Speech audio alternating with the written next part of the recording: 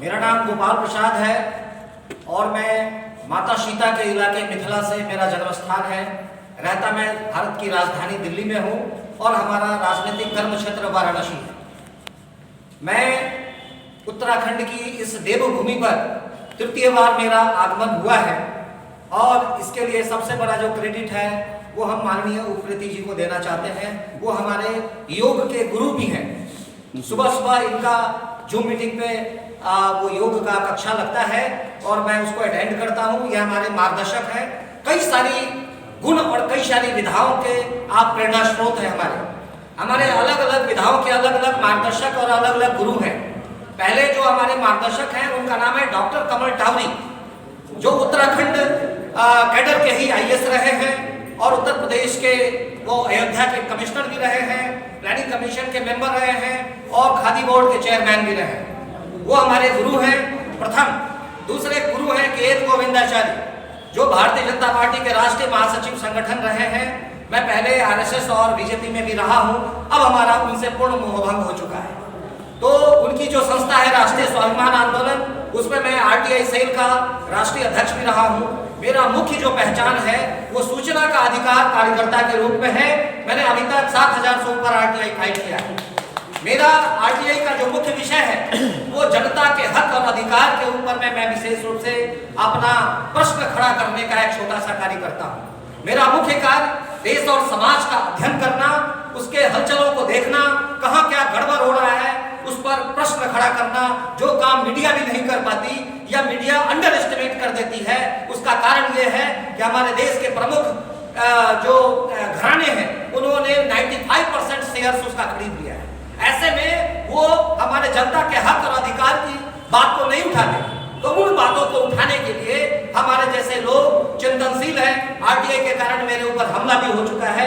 हम लेकिन अपना भी संकल्प कर चुके हैं, ये तन समर्पित, मन समर्पित और ये जीवन समर्पित।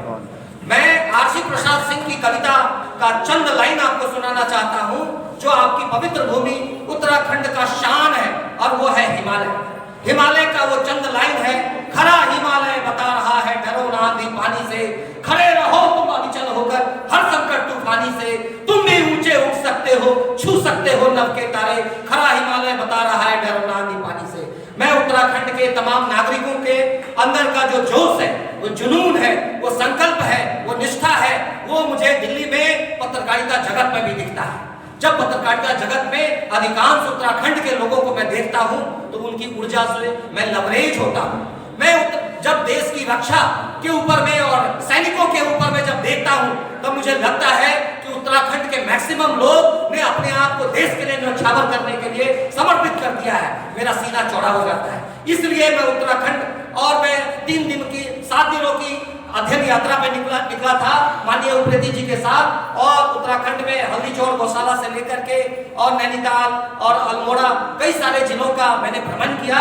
हमारे साथ हमारे मार्गदर्शक डॉक्टर सुभाष नालंगे जी भी थे और हम लोग 7 आदमी की टीम के साथ उत्तराखंड के कई जिलों का हमने भ्रमण किया और हमने प्रकृति के वास्तविक आनंद को प्राप्त किया, अनुभूति प्राप्त की। और इसके साथ साथ उन सुदूर क्षेत्रों में कितनी समस्याएं हैं इनको जानने का मैंने प्रयास किया कि किस तरह से जो हिंसक पशु हैं उनके हमले के शिकार हमारे ग्रामीण हो रहे हैं, जो स्वास्थ्य सेवा है, जो शिक्षा सेवा है वो कितनी लचर स्थिति में है, आवागमन की जो सुविधा है उसमें कितनी प्रॉब्लम है, जमीन का जो हक है, गोल खाता का जो मुद्दा है, ये मुझे नया सा लगा बिल्कुल।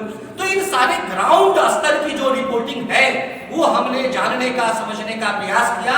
हमें हमारे गुरु ने कहा था किसी भी क्षेत्र में जाओ तो सबसे पहले एक बुजुर्ग से दोस्ती करो और बुजुर्ग से जब आप दोस्ती करोगे तो वो अपनी पीड़ा के माध्यम से आपको अपने क्षेत्र की तमाम समस्याओं के बारे में वो आपको बताएंगे। तो इस तरह से मैंने एक छोटा सा रिसर्च किया और उसका विषय था how to utilize the powers. शक्तियां सबके पास है, सबके पास बिखरी हुई शक्तियां हैं, लेकिन इन शक्तियों का देश के नवनिर्माण में, देश के पुनरुत्थान में, देश के वास्तविक विकास में कैसे किया जाए, इसके लिए प्लान बनाने की जरूरत है, इसके लिए पर्याप्त रणनीति की बनाने की जरूरत है। और कहते हैं कि विचारधारा बम से भी ज्यादा ताकतवर होती है। अगर आपके पास एक अच्छी विचारधारा है तो आप तस्वीर बदल सकते हैं, आप दशा और दिशा बदल सकते हैं। आज जरूरत है उस उत्तराखंड के लिए जिन लोगों ने अपने प्राणों की न्यौछावर कर दी, जिन्होंने इस राज्य के निर्माण के लिए उन्होंने अपनी आहुति दी प्राणों की, हमें उनके आदर्शों को भूलना नहीं होगा।